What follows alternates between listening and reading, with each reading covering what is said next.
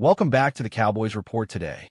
With NFL Week 18 officially in the books, the Dallas Cowboys now turn their full attention to the 2026 offseason, and one of the first major pieces of clarity we have is draft position. The Cowboys are officially locked into the number 12 overall pick in the 2026 NFL Draft, and that matters more than some people might realize.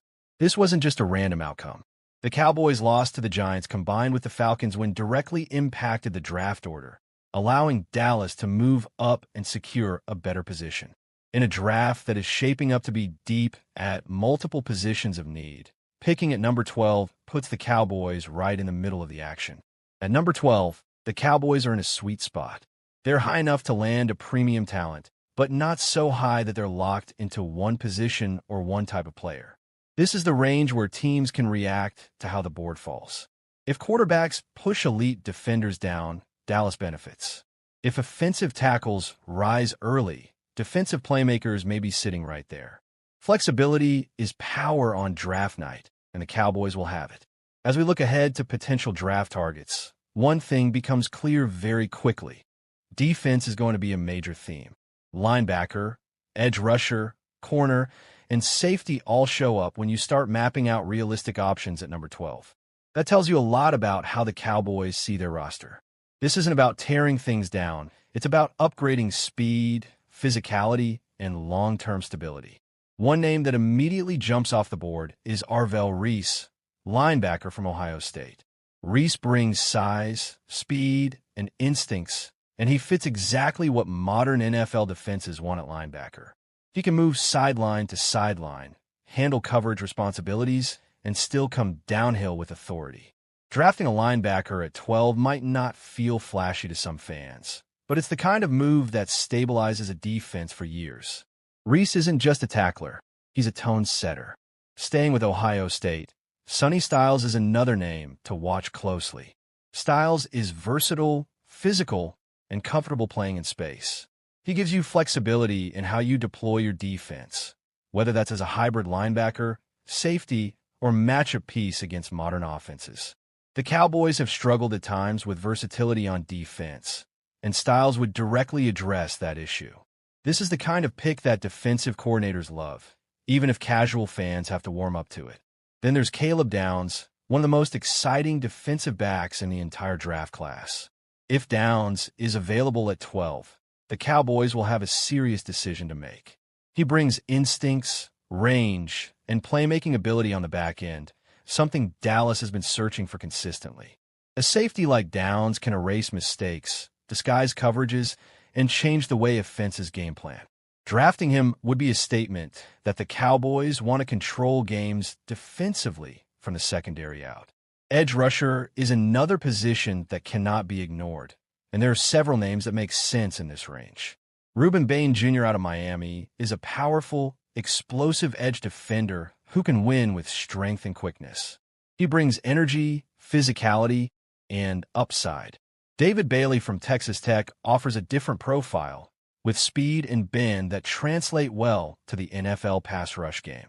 Keldrick Falk from Auburn is another intriguing option, known for his motor and ability to disrupt plays even when he doesn't get home. The Cowboys know that you can never have enough pass rushers, especially in a conference loaded with elite quarterbacks. Cornerback also looms large, especially with names like Mansour Delane from LSU and Jermid McCoy from Tennessee. Delane brings size and physicality, fitting the profile of an outside corner who can handle press coverage. McCoy offers athleticism and ball skills, giving you someone who can grow into a true number one corner over time. In today's NFL, cornerback isn't a luxury, it's a necessity. If the Cowboys believe one of these players can anchor the secondary, number 12 is exactly where you make that move. Offensively, there are a couple of names worth serious discussion. Jeremy Love from Notre Dame is a dynamic running back with burst, vision, and big playability. Drafting a running back at 12 is always controversial, but if the Cowboys believe Love is a true difference maker, it could reshape their offense. Meanwhile, offensive tackle prospects like Francis Magioa from Miami and Spencer Fano from Utah address long-term needs in the trenches. You win in the NFL by controlling the line of scrimmage, And investing in offensive tackle is investing in the future of your quarterback and your offense. When you step back and look at all of these names together, one thing becomes obvious. The Cowboys are positioned to draft a cornerstone player. This isn't about filling a temporary hole. This is about finding someone who will still matter 3, 4, 5 years down the line. The outcome of week May 18th have felt disappointing in the moment, especially with the loss to the Giants. But in the long view, it reshaped the Cowboys' draft future in a meaningful way. As draft season unfolds, the conversation will evolve. Board will change. Prospects will rise and fall. But the reality won't change. The Cowboys are picking 12th, and that pick could define the direction of this franchise. Whether it's defense, offense, or the trenches, Dallas has an opportunity to get it right. Cowboys Nation will debate, argue, and speculate all the way up to draft night. But when the card is finally turned in, we'll find out exactly how the Cowboys view themselves. This draft isn't just about talent. It's about identity. And at number 12, the Cowboys have a chance to choose who they want to be. All right, let's get into the part of the offseason that really gets Cowboys Nation talking, arguing, and sometimes fighting on the timeline, and that's the mock draft and trade debate. With the Cowboys locked into the number 12 overall pick in the 2026 NFL Draft, the big question isn't just who they'll take, but whether they should stay right where they are, trade up, or trade back. And this is where philosophy comes into play, because how you approach this decision tells you a lot about how the Cowboys view their roster and their urgency to win right now. If the Cowboys stay put at number 12, they're betting that one of their true top-tier prospects falls into their lap. This is the safest option. No extra draft capital spent, no panic move, just letting the board come to you. In most mock drafts, this is where players like Arvell Reese, Sonny Styles, Caleb Downs, or one of the top edge rushers could realistically be available. Staying at 12 means trusting your scouting department and trusting that patience will be rewarded. For a front office that values discipline, this approach makes a lot of sense. But now let's talk about trading up, because this is where things get controversial. Trading up from 12 would signal that the Cowboys believe there is a true difference maker at the top of the board who cannot be missed. Maybe that's Caleb Downs if he starts slipping but won't make it past the top 10. Maybe it's a dominant edge rusher like Reuben Bain Jr., who the Cowboys believe can change games immediately. Trading up costs draft capital, and that's the risk. You're sacrificing future depth for present impact. The question is whether this roster is close enough to justify that kind of move. If the Cowboys trade up, they're essentially saying, we know exactly who we want, and we're not leaving it a chance.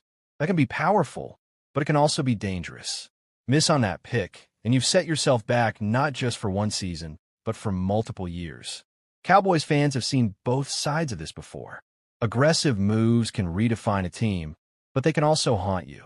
Now let's flip the script and talk about trading back, because this might actually be the most realistic scenario of all. Trading back from number 12 would mean the Cowboys believe the talent drop-off is minimal and that they can still land a quality starter later in the first round. This approach aligns perfectly with a team that wants more bites at the apple. More picks mean more chances to hit. If Dallas can move back 5 to 8 spots and still land a corner like Mansour Delane, an edge like David Bailey, or a tackle like Spencer Fano, while adding an extra second or third-round pick, that's a win on paper.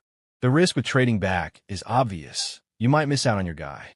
If there's one player you truly believe in and he's sitting there at 12, trading back and watching another team take him can be painful. This is where conviction matters. Do the Cowboys have a clear top target, or do they see this draft as a cluster of similarly graded players?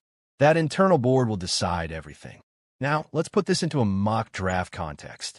Imagine the top of the draft goes heavy offense early, quarterbacks, offensive tackles, maybe a wide receiver or two. Suddenly, defensive players start sliding. At 12, the Cowboys could be staring at a dream scenario where Caleb Downs or Arvell Reese is still available. In that situation, trading back becomes much harder to justify. You take the player, turn the card, and don't overthink it. On the other hand, imagine a board where the top defensive names are gone, and you're looking at multiple edge rushers, corners, and offensive linemen with similar grades. That's when the phone should be ringing. That's when a trade back makes sense. You accumulate value, Stay flexible and let the draft come to you. This is how smart teams stay competitive year after year. What about offense? That's where the Jeremiah Love debate comes in. Taking a running back at 12 will divide the fan base immediately.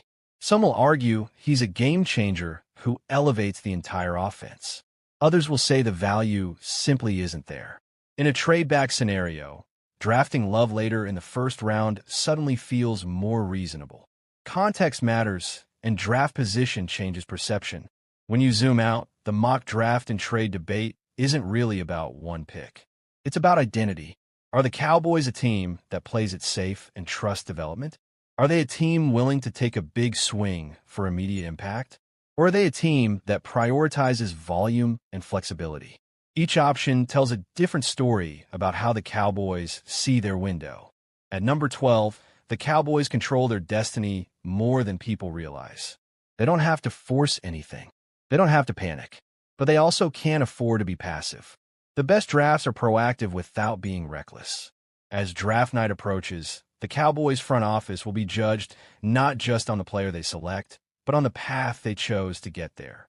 Whether they stay, move up, or move back, that decision will echo long after the pick is announced. And for Cowboys Nation, that's what makes this draft so fascinating. The 2026 NFL offseason is officially here. And for the Dallas Cowboys, this is the part of the year where everything slows down on the field but speeds up behind the scenes. When the games stop, the real work begins. And for this franchise, that work comes with pressure that very few teams in the league truly understand. The Cowboys don't evaluate seasons the same way other teams do. They don't ask if they were competitive or if they showed progress. They ask one question: did this team move closer to a championship? And once again, that question doesn't have a comfortable answer. Right now, the biggest cloud hanging over this offseason is the future of Matt Eberflus. Officially, no decision has been announced. Unofficially, around the NFL, the expectation remains that Eberflus is going to be fired. That expectation didn't come from one bad performance or one ugly loss. It came from pattern, inconsistency, missed opportunities, and a defense that never fully felt like it reached the level it was supposed to reach. In Dallas, you don't get unlimited time to figure things out. The standard is immediate impact, and when that standard isn't met, patience wears thin very quickly. What makes this situation more complex is the timing and the messaging coming from the Cowboys themselves. Brian Schottenheimer recently spoke about the team's timeline, and his words were deliberate. He talked about going through the process, doing the work, and not rushing any decisions. He mentioned the next 10 to 12 days as a critical evaluation period. On the surface, that sounds responsible, even smart. But in the NFL, not rushing doesn't mean standing still. While the Cowboys are evaluating, other teams are interviewing, negotiating, and locking in their futures. Time is a resource in this league, and how you use it often determines whether you're ahead or behind. Pause. Compare patience versus urgency. Give an example from past Cowboys off-seasons. If and when the Cowboys move on from Eberflus, the next question won't just be who replaces him, but what direction the franchise truly wants to go. Are the Cowboys still committed to building around defense? Or do they believe the modern NFL demands an offensive-minded leader? This roster has talent on both sides of the ball, but talent alone doesn't create identity. Identity comes from coaching, from philosophy, from the way a team responds when things go wrong. The next head coach will have to do more than call plays. He'll have to manage personalities, handle pressure, and make adjustments in real time. Coaching the Cowboys isn't just a football job. It's a leadership test under constant scrutiny. While fans tend to focus on coaching, the front office is also preparing for some of the hardest decisions of the offseason: roster cuts. Every year, teams talk about culture and loyalty, but the salary cap doesn't care about feelings. The Cowboys will have to identify players whose contracts no longer match their production, players whose health has become a concern, and players who may not fit the scheme of the next coaching staff. These decisions are never easy, especially when they involve veterans who have been part of the locker room. But if Dallas wants flexibility, these moves are unavoidable. Championships are built by tough choices made early, not comfortable ones delayed too long. According to ESPN, The Cowboys' expected off-season plan of attack reflects their traditional philosophy. Stability at quarterback remains a priority. The draft will be the primary tool for adding depth and youth. Free agency will be approached carefully, not aggressively. This isn't a team that wants to win March headlines. It's a team that wants to win in January and February. The risk, of course, is that conservative approaches can fall behind in an aggressive league. Other teams are willing to take bigger swings, and sometimes those swings change the balance of power. The Cowboys believe discipline wins in the long run, but belief alone isn't enough without results. As the next 10 to 12 days unfold, everything connects. The coaching decision affects the roster. The roster affects the draft strategy. The draft strategy shapes the 2026 season. This is how off-seasons quietly define franchises. There may not be a single headline-grabbing moment,